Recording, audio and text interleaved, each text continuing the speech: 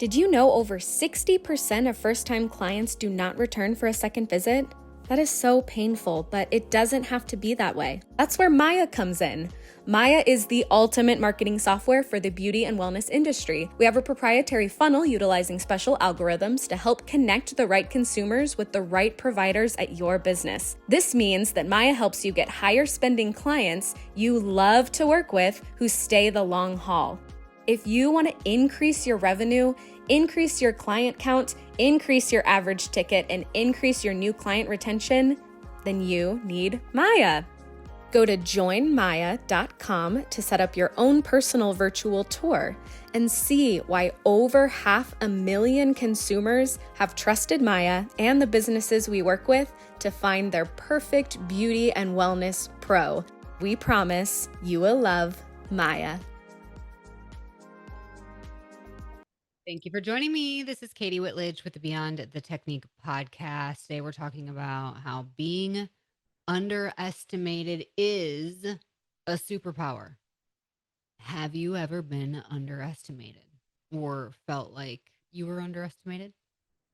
I have, and I'm going to go through some points today that really point to why this is a superpower.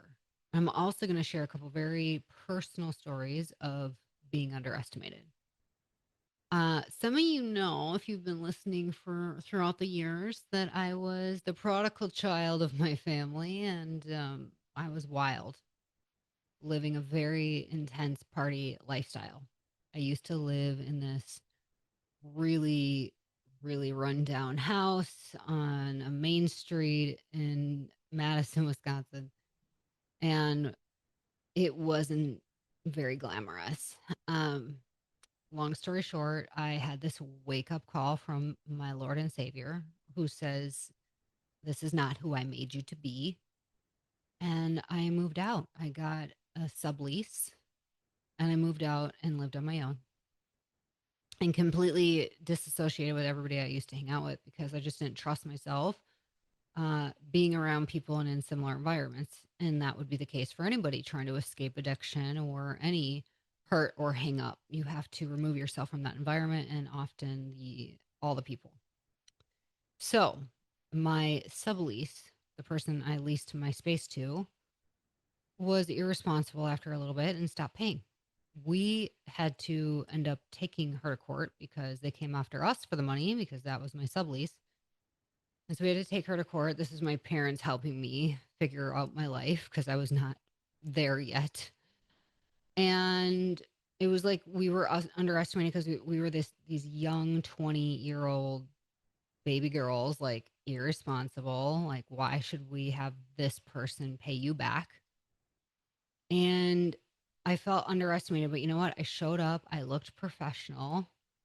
And I had the winning moment in court, which was to tell the judge, after listening to all the bull crap from this person who stopped paying their portion of the rent, after hearing all of it, I say to the judge, "May I have an opportunity to share with you something important?"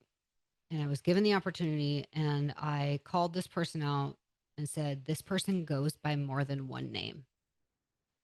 The fact that they're trying to say that they did not officially agree to sublease is a lie. They've been paying. They went by one name, and here, Your Honor, are documents to show you that they also go by another name."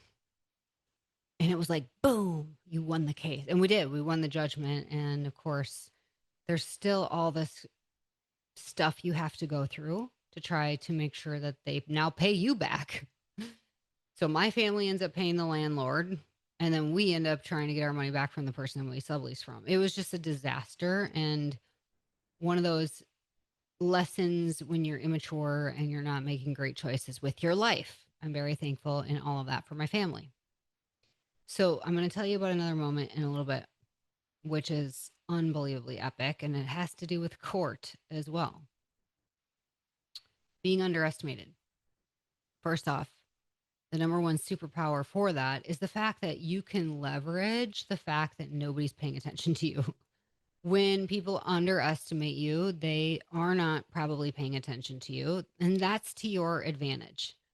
You get to move quickly. You get to make mistakes privately and grow without the spotlight. Everybody wants this recognition so soon, so fast, so early.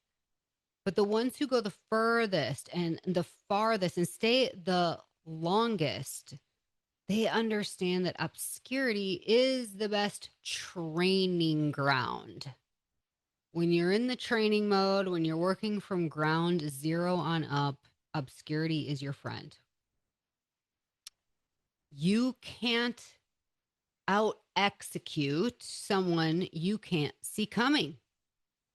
So the fact that somebody's not watching you is actually a competitive advantage, because you could see all the things of your future competitors if you're starting a business, if you're working on a big project that other people might be working on. Because isn't that one of our stopping points? Well, they've already done it and they've done it really well. Well, it doesn't mean you can't do it too in your own way. So leverage the fact right now that nobody's paying attention and you have the opportunity to make mistakes, learn, and basically be in training mode. The second superpower to being underestimated is you don't have to uh, expect anything. When you're when you're underestimated, expectations are low, and that's where pressure disappears. I often share this with young stylists, like, enjoy this time of being a level one, a protege, or a stylist in training, an apprentice, because you're not going to get the same amount of grace or patience when you're 3 years, 5 years, and so on into this industry. So the pressure disappears when you don't have as many expectations on you. So use that to your advantage. Your happiness should come from the work. If what you're showing up to do every day doesn't give you the pleasure, then you need to rethink what you're working on. It shouldn't come from recognition or applause from anybody. Admiration, no. Fame, no. It should come from like this internal fulfillment that you feel about what you are working towards. Play for the long term, not the short gains. And eventually the results will speak for themselves. The third superpower to being underestimated is that there is this emotional detachment and your ability to focus on execution. You can be relentless with your focus. Being underestimated teaches you to essentially detach from validation. And that's emotional maturity and just having business clarity, is being able to detach your emotions from things and just focus on keeping the main thing, whatever that is for you. So you stop chasing approval and start chasing excellence. What does excellence look like for you right now in what you're pursuing? When nobody believes in you, and by the way, I truly believe everybody listening, somebody believes in you. Somebody does. But if you feel like not very many people believe in you, it's okay. It forces you to believe in yourself first. That's an unbeatable mindset. You have to believe in yourself first. I think about sports growing up, and I was always into sports until I got kicked out of sports for having too many underage drinking tickets. Um, but I was a starting point guard in basketball for many years, did very well. I was an MVP player in softball. I wanted to be put in. If the game was on the line, I actually was the person that was like, put me in.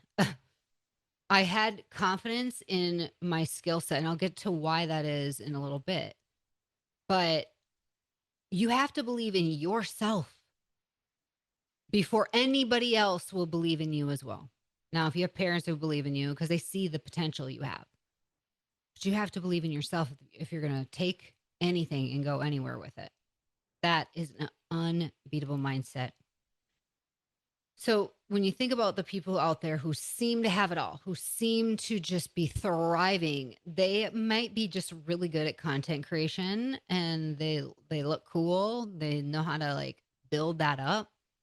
Um, they're working to, get approval, or they're proving like I am who I say I am, but be the person who wins because you're improving. You're not having to prove yourself.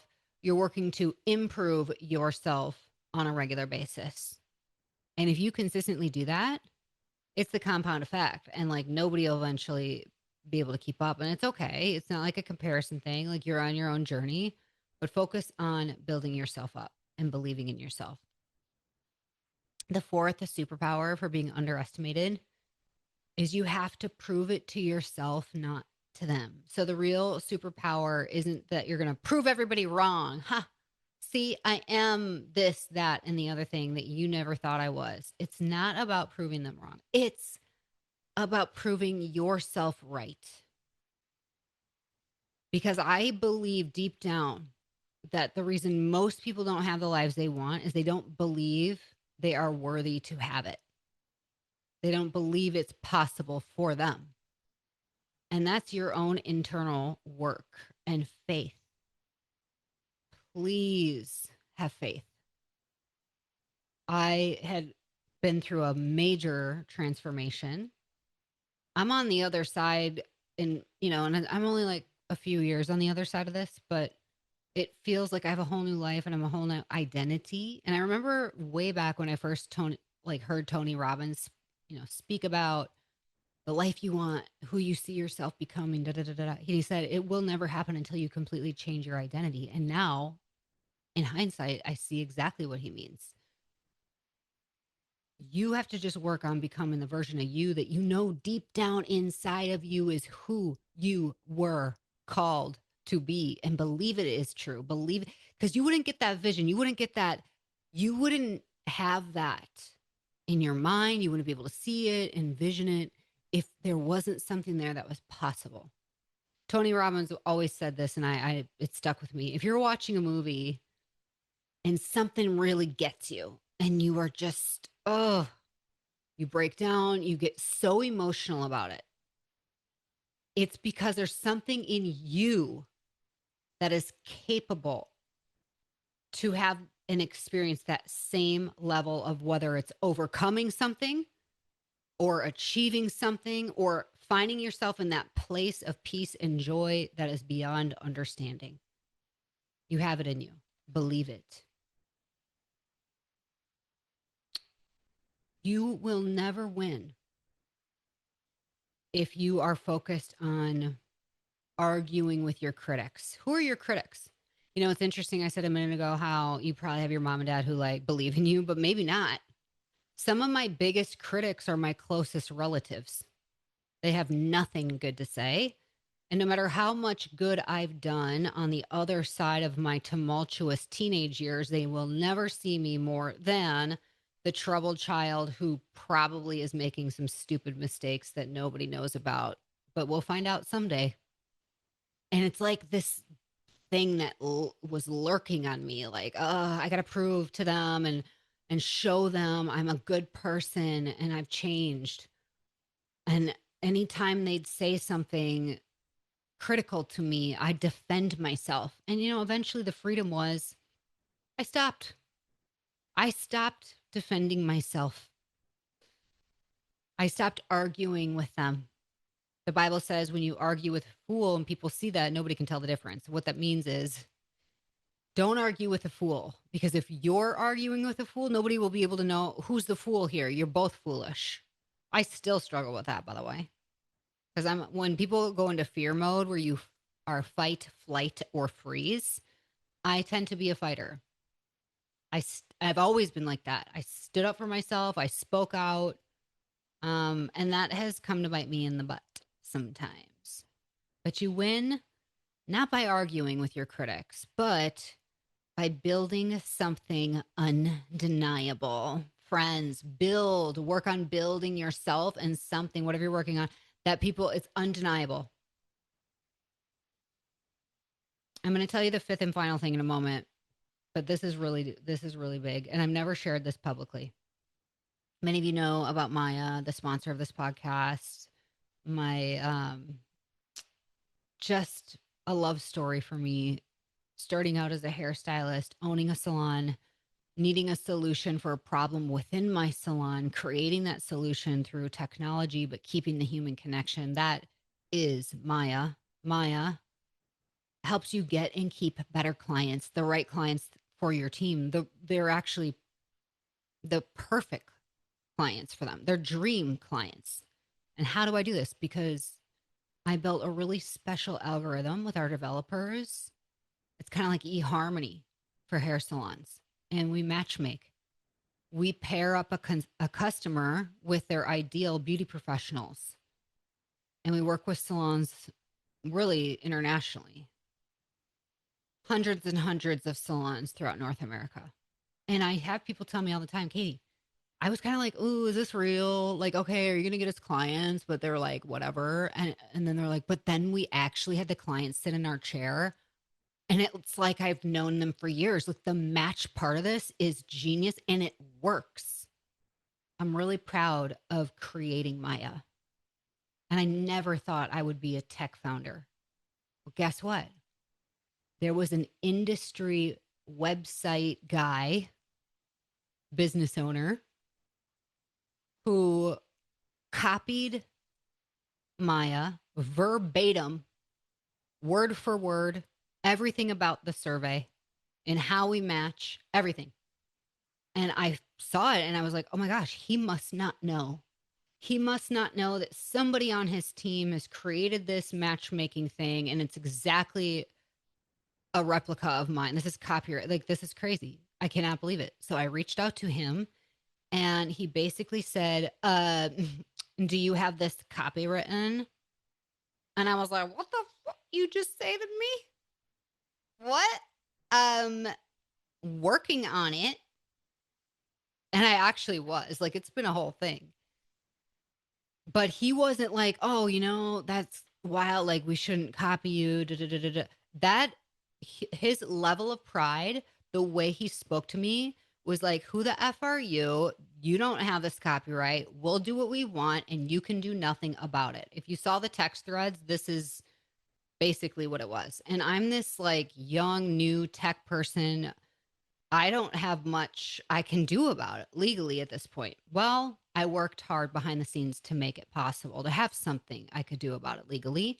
And we did. And we took that person, that business to court, and we got a frickin' judgment in our favor to say, yes, that is a copyright infringement. And now you are guilty of this. So to be continued of how those damages play out. But your girl had to, and then, by the way, I had people in the industry like, just let it go. People, and I was like, no, I won't let it go. And that's the fight or flight in me. I'm going to fight if I believe in something being done that's not just. People could go have some linear math. Oh, you want this haircut? Here's people who do haircuts at our salon. People have that and they think they have a matching survey. They don't. And some of those people are very elitist and they're very prideful and we won't work with them. It's fine. We're not for everybody. What we do is so special and it works. And I was underestimated, but not anymore.